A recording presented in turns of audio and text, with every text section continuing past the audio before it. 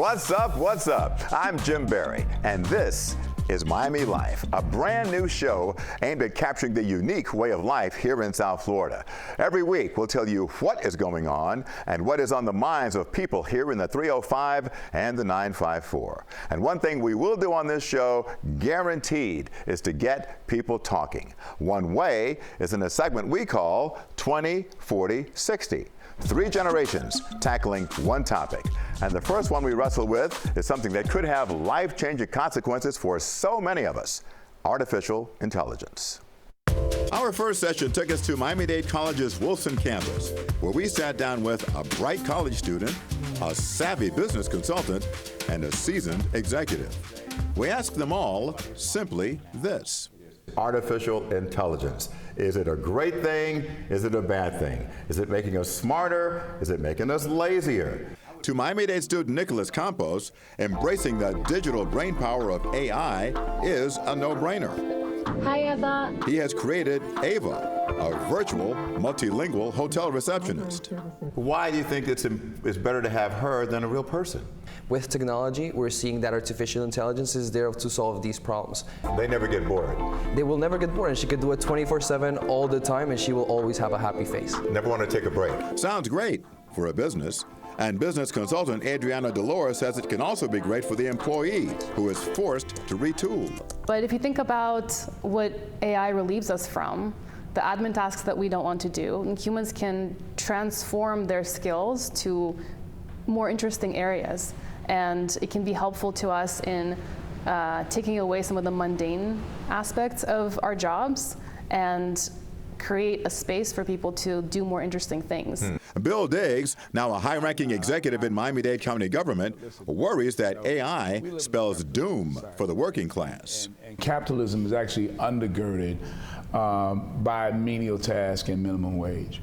And at the end of the day, there are people that just don't have the level of intellect that others do, but still deserve to be able to take care of their families. I'm worried about that. To drive home his point, Diggs made mention of what he sees in my profession. You already see that you've got robotic cameras that are taking place in your studios. They're replacing people. And we think that's good because we now have people that can't go to work every day. But like it or not, AI is here and seems to be morphing at the speed of light.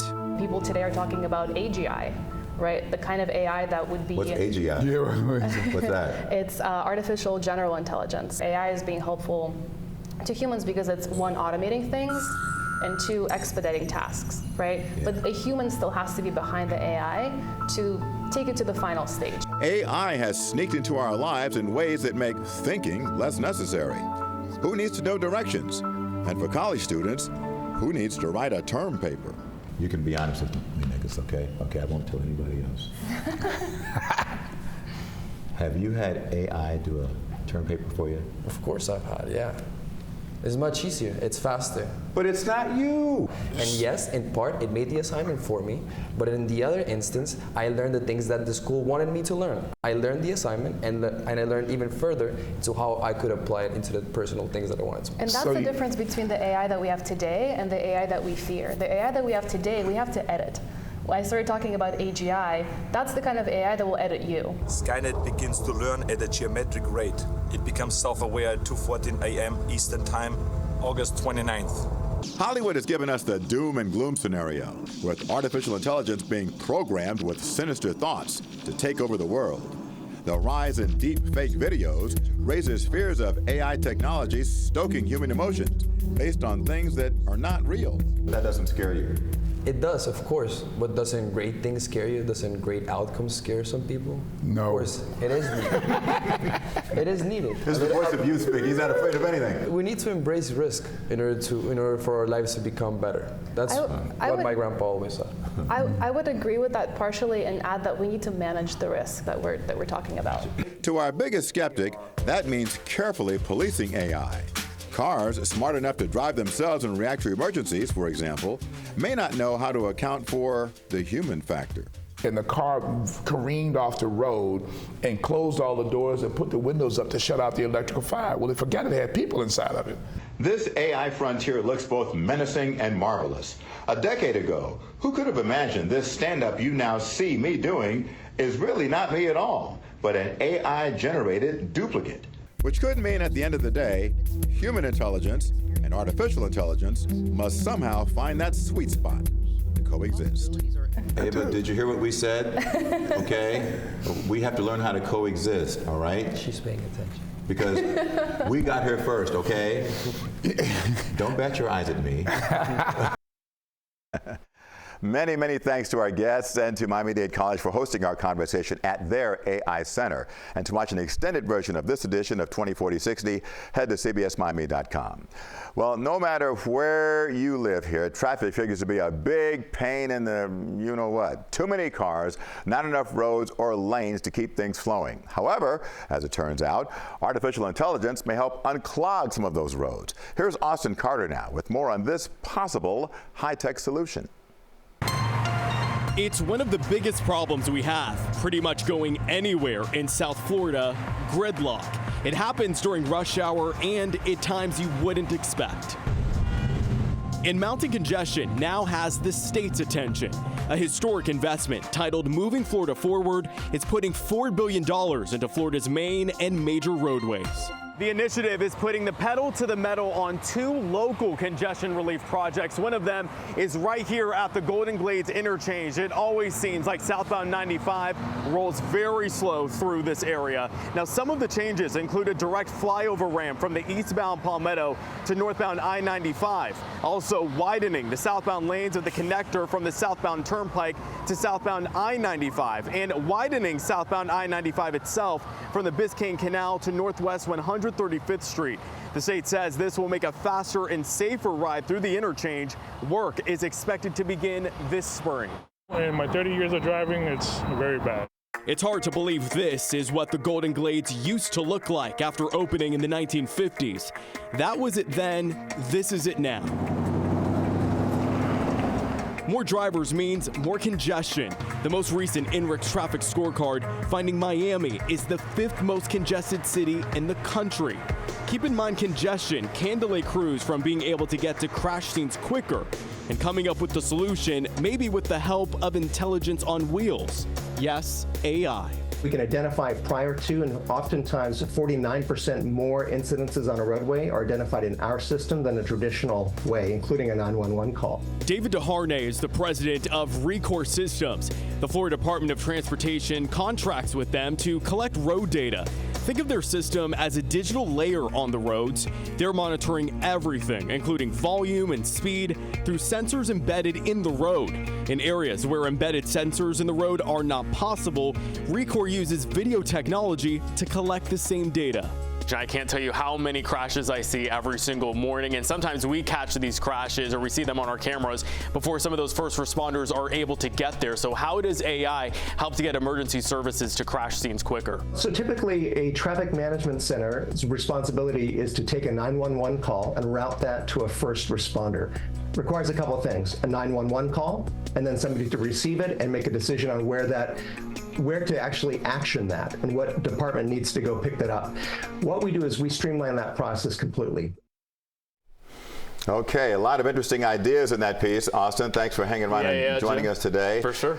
Look, traffic gives everybody the blues here in South Florida. We know that. But the things we saw in your piece, are they real answers or just Band-Aids? Well, here's the thing. We know, as you said, traffic is bad. We've got a lot of problems here in South Florida. This is one of them. And there are real solutions in there. And a big part of that are those road projects that we talked about in there. Of course, Miami-Dade's mayor said this is really important to making sure that we put the pedal to the metal on seeing some change here. A lot of the changes could be right here at the Golden Glades interchange. If you travel southbound, I know this coming here to work, southbound on the Turnpike, when you get onto 95 southbound, you're down to one lane. And it really backs up there almost sometimes a Hard Rock Stadium. So that's part of the improvements. They're trying to widen that area. They're trying to widen areas of I-95. And this is our busiest interchange. All our major roadways meet here. 826 Palmetto, Turnpike, 441. You've also got the Tri-Rail station there too. And you brought up the mayor, Daniela Levine Cava, and she's a big proponent of the better bus network, but Larry Siever did a piece questioning whether or not it really is better right now. Right, and the problems we've been seeing have been with the Better Bus Network, but the mayor says overall she wants to see more transit options out there. Of course, you've not only got Metro Bus, you've got Metro Rail and Metro Mover, and I've got to tell you, a lot of the comments from the story that we've seen, folks have really been talking about the possibility of a Metro Rail extension. There have been talks about this to go up Northwest 27th Avenue, all the way from areas of Northwest Dade, right past the Golden Glades and up to Hard Rock Stadium. That could really be a game changer to bring folks to and from Broward County. No doubt about it. Folks here are wedded to their cars. Folks like to drive here in South Florida, but to unclog the roads, you have to get away from that. And major cities, Austin, you know this, they have prioritize the rail system. That's right, and you said it best. Folks here in South Florida, they don't want to give up their vehicles. In fact, a lot of the folks I talked to when we were interviewing some of the drivers, they said having a car and showing off your car is kind of a way of life right here in South Florida. They're just not going to give it up willingly. So there really got to be some good concrete changes and options for folks out there to get them out of their vehicles and off the roads. I'd rather hop on a train and be there in 15 minutes versus sitting in my car for 45. And the mayor's hoping that's the same mindset a lot of folks will adapt. So Appreciate thank you. All right, Jim. All right, man, thank you. Up next, a place that many people flock to get the pulse of Miami life. Only in Dade is a social media platform that captures some of our social habits and antisocial behavior. And later, see how two members of a very musical Miami family are keeping alive a legacy of music and mentorship.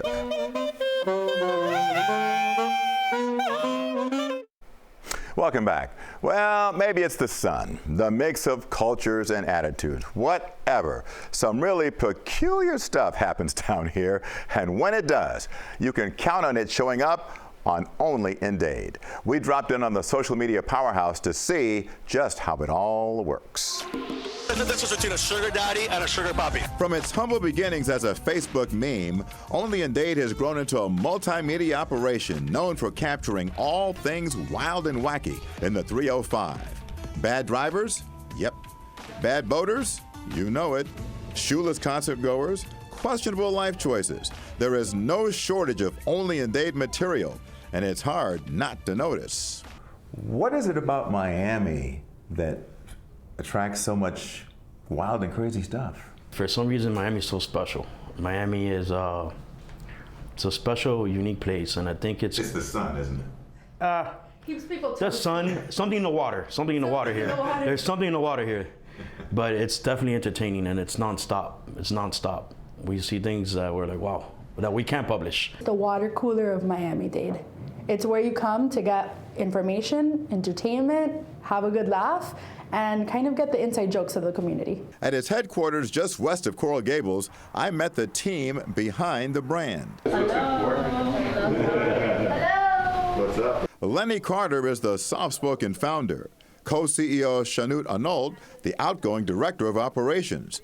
They lead a youthful and creative staff who know the lay of the land. Virtually all of them were born and raised here. The Only in Dade media, right? It was like the inside joke of Miami, meme page. It started with, this stuff happens only in Dade. It really did just start that way. Since then, Only in Dade has exploded, getting 400 million impressions a month across its social media platforms. The vast majority of that traffic is from Miami-Dade, where people love seeing just how eccentric people are in their hometown. In Hialeah, asking people candela questions. Beyond its bread and butter videos about the odd, unusual, and weird, Only in Dade's Instagram has become a go-to source for breaking news. Citizen journalists provide nearly 400 submissions a day. When did you realize you had something really that was catching on? I want to say it was probably around 2020 during the pandemic, right when COVID started, showing up in our lives because we shared some content related to COVID and things that were starting to brew here in the community, and the engagement that we got was overwhelming. And so we were like, okay, all right, so people are listening and listening more to what we're sharing other than just coming here for funny stuff. It was Only in Dade that provided the video of debris from a brickle demolition job falling on the sidewalk, dangerously close to pedestrians. When something maybe like breaking news comes in or something that seems like it would be breaking news, we quickly activate the entire team to verify sources. We'll talk to the people that submitted the video or the footage, and then we'll also verify, let's say if it was in a public place, we do our due diligence. Is it journalism or is it just a billboard, kind of a reflection? It's both. I don't think that it's one or the other. I really think it's both, and we're intentional about making it so. We like to make it a mirror to the community. That's how the community stays engaged and understands, what's going on Bird Road and what's going on I-95, whether it's funny, serious. I will say that at some points it's been challenging to explain to maybe an older generation what we're doing, because it's not just one thing. So for example, we're not just journalists, or we're not just comedians, or it's not just an entertainment platform. On top of that, Only in Dade has become its own entertainment brand, fueled largely by the personality of its man on the scene, Carlos Hernandez. Only in Dade! Carlos gets recognized everywhere he goes. Yeah, just yell Only in Dade. Music mogul Emilio Estefan has become so enamored with this platform that he's become an investor. And now, Only in Dade is thinking about being in more places besides Only in Dade. A partnership with Miami-Dade College could help it attract and develop the next wave of talent. Who knows? They might discover the next Marcelo Hernandez, its former creative director, who's now on Saturday Night Live. We want to expand, like that's what Emilio's coming in and expanding on, giving a platform for creators to create and be discovered. Only in Dade is proof that a good idea can go a long way, especially in a place where crazy things provide an endless supply of Only in Dade material. Well, I'm happy for your success, but I have to say I'm a little worried that you might put folks like us out of business. No, we like to work with you. We love to work with you. I mean, just look at Only in Dade. We don't need to watch CBS. Traditional media and our space is you guys get the backstories. Right. You do the back end of the stuff. Yeah. We kind of do the tip of the iceberg, and then you all elaborate nicely. Yeah, I'm so glad me out of work, because I was getting a little worried here. And if not, we'd love to have you. No, I'm just kidding. Is this a job offer? No, I'm kidding. At all. Only with Jim. No, only with Jim. A legend, a true legend. I want to really thank the folks there at Only in Dade for giving us such a great close-up look. When Miami Life comes back, my conversation with the son and brother of jazz icon Melton Mustafa about the jazz festival bearing his name. And as you can see, they played for us and they got skills.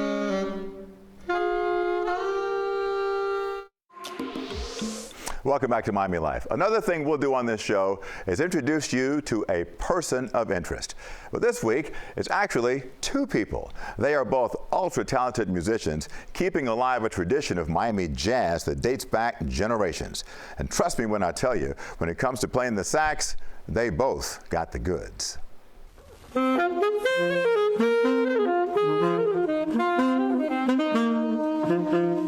When sax players Melton Mustafa Jr. and Jesse Jones Jr. team up, there is an unspoken connection. It's like a family spiritual type thing. We feel each other. Actually, they are family. Jesse and his nephew Melton come from a long line of musicians. The most prominent was Melton's dad and Jesse's brother. Melton Mustafa Sr.'s trumpet playing skills took him around the world. When I talk to people that knew my dad from playing with the Sinatra band or with the Basie band or Ellington band or Jaco Pastorius or any of these, they all have great things to say. It's so humbling to me because I'm like, man, did everybody like him? Melton Sr.'s fame hit home to his brother 5 years ago when Jesse was on tour with his own band in Russia. Me and some of the cats, we went into this little dive club, to chill out. And I'm looking around, and there's a big picture of my brother on the wall. Wow. I was shocked. Wow. Jesse and his brother honed their musical skills growing up in Miami. In their youth, jazz was all around, especially in Overtown, where today the renovated Lyric Theater and popular Red Rooster restaurant conjure up memories of days gone by. There were nightclubs and hotels and lounges that lined 2nd Avenue, and the performers who would be invited to come and perform on Miami Beach, because they could not stay in those hotels in Miami Beach, they would come over to Overtown, where they would stay in the hotels in Overtown, but also when they would come to Overtown, they would end up performing in those nightclubs and lounges for free. This is great. This is one of the first Melton Mustafa Jazz Festivals. 27 years ago, Melton Sr. launched a jazz festival here in his hometown. He carried on until cancer silenced his trumpet. You wrote a song about your dad when he fell ill. What's the name of the song and what's the mood of the song?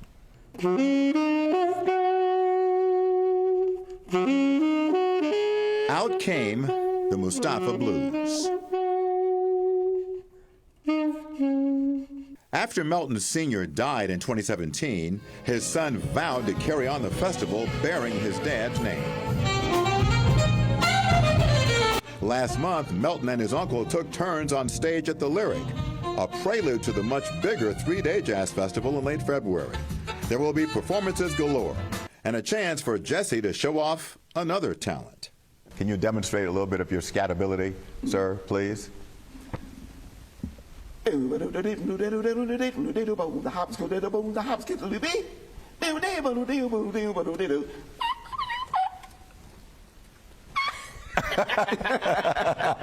just as important, there will be workshops teaching the next generation of musicians the fine points of this American art form. In the festival now, we continue that tradition, and it's one of the most important things that, just being able to sit in the same room and talk to a great jazz musician literally changes your life. Yeah. One of my biggest accomplishments and dreams was to produce an album.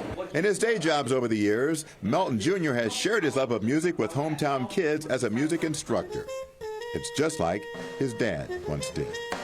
I definitely feel my father's presence in everything I do.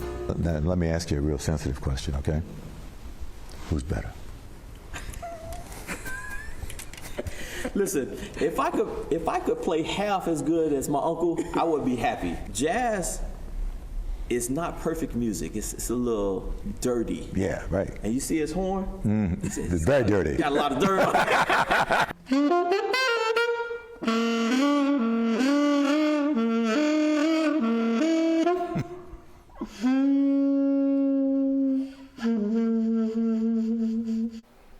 Never knew dirty could be so good. The Melton Mustafa Jazz Festival runs from February 23rd through the 26th. The main events are at the Lyric Theater in Overtown.